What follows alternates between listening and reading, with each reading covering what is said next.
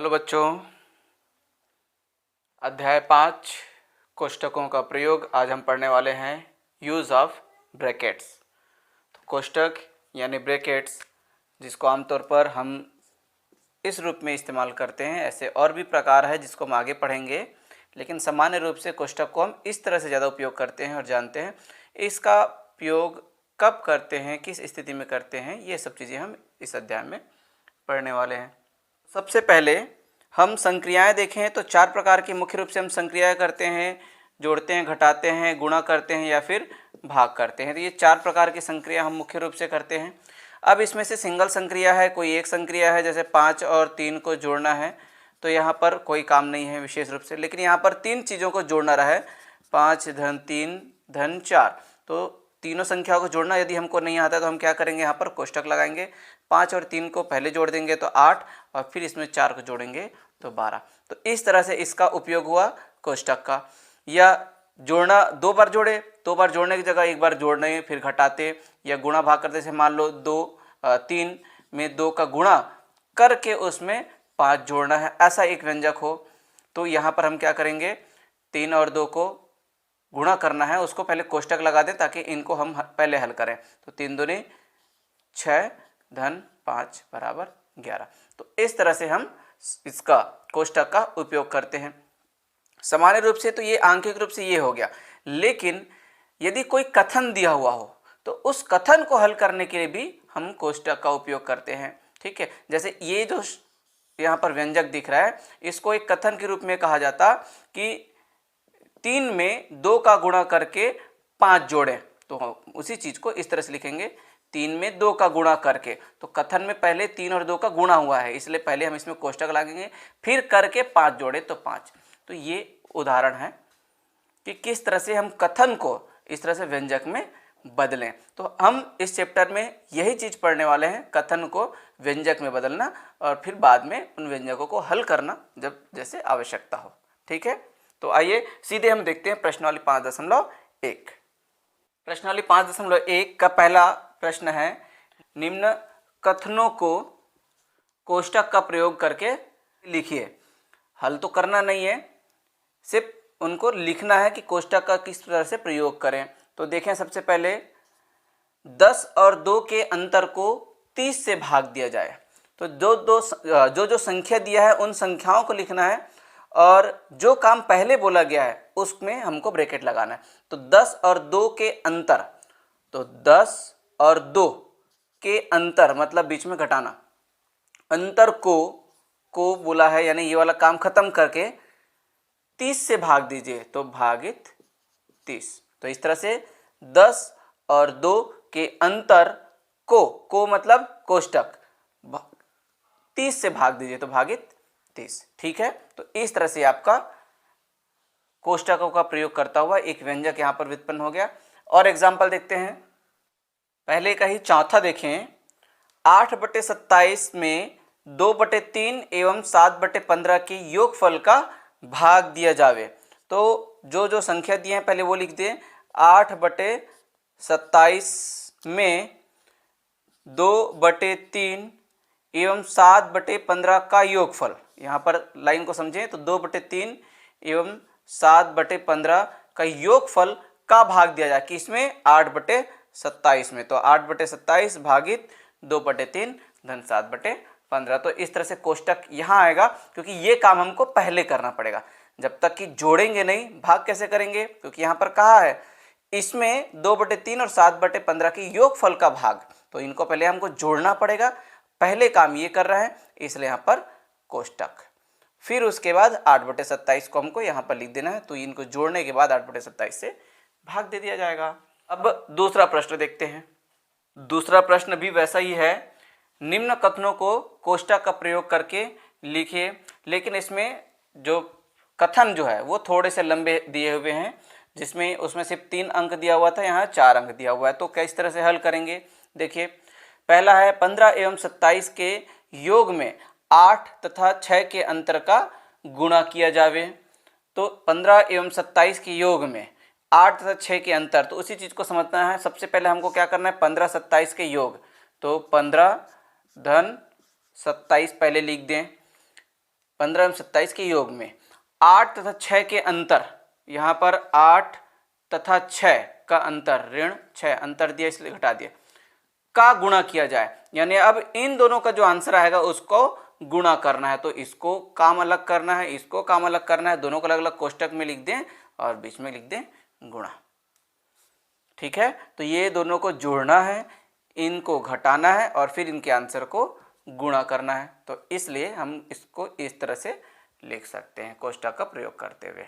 एक और उदाहरण इस प्रश्न से देखते हैं। छठवां प्रश्न देखें, छठवां सवाल, 5 एवं 10 का योग, 7 एवं 3 का अंतर तथा 8 एवं 25 के गुणा का आपस में योग किया जावे। तो थोड़ा सा देखिए लंबा लग रहा है जरूर, लेकिन आप बारी बारी से समझें। 5 एवं 10 का योग, तो सबसे पहले लिख दीजिए 5 धन 10 योग, 7 एवं 3 का अंतर, तो यहाँ पर कुछ दूर में लिख दीजिए 7 ऋण 3, फिर उसके बाद अंतर तथा 8 एवं 25 का गुणा, तो यहाँ पर फिर से कुछ दूर में 8 और 25 का गुणा कर दीजिए। फिर उसके बाद क्या बोला है, का आपस में योग किया जाए, सबका आपस में, यानी सबको हम इस तरह से कोष्टक में डाल देते हैं और इन सबको आपस में योग किया जाए, यानी बीच में जोड़ना। तो इस तरह से ये जो कथन है उसका कोष्टक का प्रयोग करते हुए ये व्यंजक। तो उम्मीद करता हूँ कोष्टक का प्रयोग करना अब आप समझ ही गए होंगे। तो इसमें और कुछ प्रश्न दिए हुए हैं, उसको भी आपको प्रैक्टिस करना है, हल करके देखना है। अब बारी है सीधे प्रश्नावली 5.2 में जाने की। ठीक है, तो हम देखते हैं। अब ये तो हमने कथन को लिखना सीख लिया, लेकिन हम इन कथनों को सरल कैसे करें, हल कैसे करें, वो देखते हैं। इसमें निम्नलिखित को सरल कीजिए, ये प्रश्न है और बहुत सारे व्यंजक जो है इस तरह से दिया हुआ है कोष्टक का प्रयोग करता हुआ, उसको आपको सरल करना है, यानी जितना आप सरल कर सकें, यानी उसके आगे उसको जोड़ना, घटाना, गुणा, भाग और ना किया जा सके, बस इतना करना है। और साथ ही ब्रैकेट नहीं रहना चाहिए, ब्रैकेट को आपको पूरा खत्म करना है। तो देखिए, चलिए इसको सरल करते हैं। सबसे पहले 2a धन 4 और कोष्टक के अंदर है a धन 5 भी, इसलिए इसके लिए मैं आपको बताना चाहूँगा, कोई भी संख्या चाहे कोष्टक के अंदर कुछ भी लिखा हुआ हो, कोष्टक से जुड़ा हुआ है, जुड़ा हुआ का मतलब कोष्टक के साथ है कोई भी संख्या और बीच में कोई चिन्ह नहीं है, चाहे कोष्टक के इस साइड हो या इस साइड हो, कोई संख्या रखा हुआ है, जैसे ये 4 है, कोष्टक के इस पार हो या इस पार हो, पर कोष्टक के बाहर है और संख्या और कोष्टक के बीच कोई भी चिन्ह नहीं है, तो उसका मतलब होता है गुणा। आप इसको जरूर याद रखिएगा, कोई भी संख्या गुणा कोष्टक के बाहर अगर हो तो उसका गुणा होता है। तो 4 कोष्टक के बाहर है और कोष्टक और 4 के बीच कोई चिन्ह नहीं है, यानी 4 का गुणा। अब जब गुणा करेंगे कोष्टक के अंदर, तो कोष्टक में जितने भी अंदर की चीजें रहेंगी सब में गुणा होगा।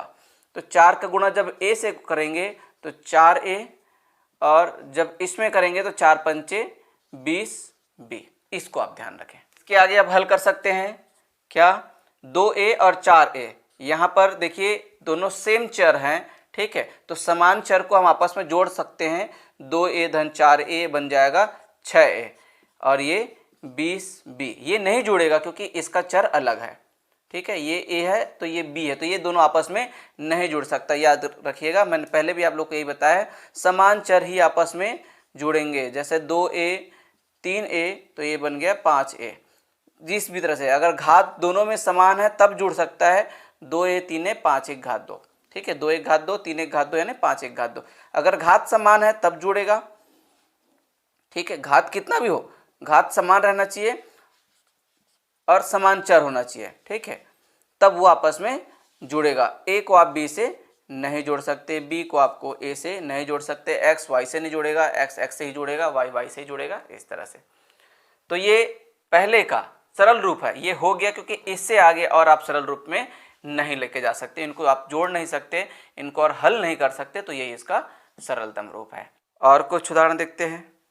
तीसरा सवाल है 4x धन 3 एक कोष्टक में, फिर उसके बाद बीच में ऋण और दूसरे कोष्टक में 2x धन 3। इसको आपको सरल रूप में लिखना है।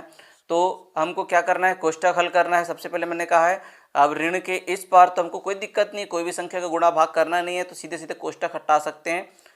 4x धन 3।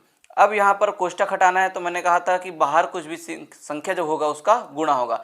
यहाँ बाहर कुछ नहीं दिख रहा है, का मतलब 1 है, क्योंकि गुणा तो है ना, एक का किसी भी संख्या के साथ गुणा तो ऑलरेडी रहता ही है, यहाँ पर कुछ नहीं दिख रहा है मतलब एक है, एक का गुणा है, और ऋण है यानी ऋण एक का गुणा है, तो ऋण एक का गुणा होगा, ऋण अंदर जाएगा तो ये ऋण 2x और ये ऋण 3, याद रखें।